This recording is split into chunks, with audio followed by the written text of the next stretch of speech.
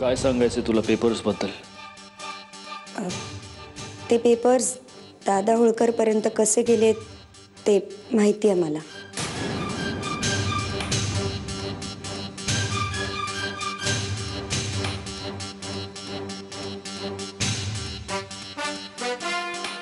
कसे? दादा म्हणजे ते पेपर्स आपल्या ऑफिसच्या सेफ मध्ये होते. त्याचा अनलॉक कोड तुम्ही आणि विहंग भाऊजी दोघांनाच माहिती होता.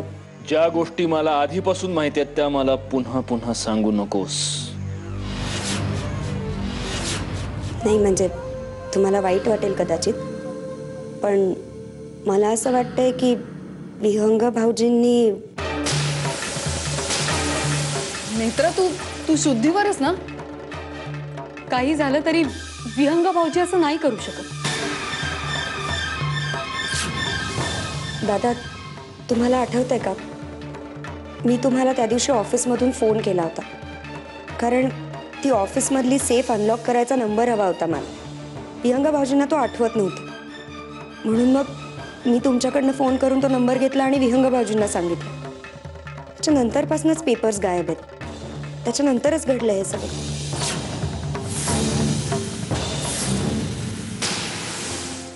मला काय वाटतंय दादा, सगळं चित्र काचे इतकं स्वच्छ आहे आपल्यासमोर.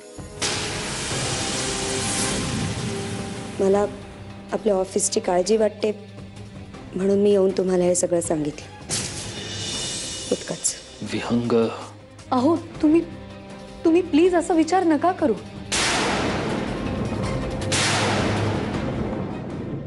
मी मनापासून सांगते, विहंग भाऊजी असं नाही करू शकत.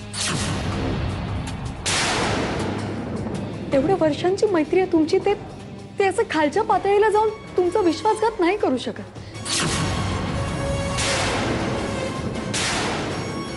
प्लीज तुम्ही शांतपणे आधी विचार करा आणि बघ. जर माझी बायको माझा विश्वासघात करू शकते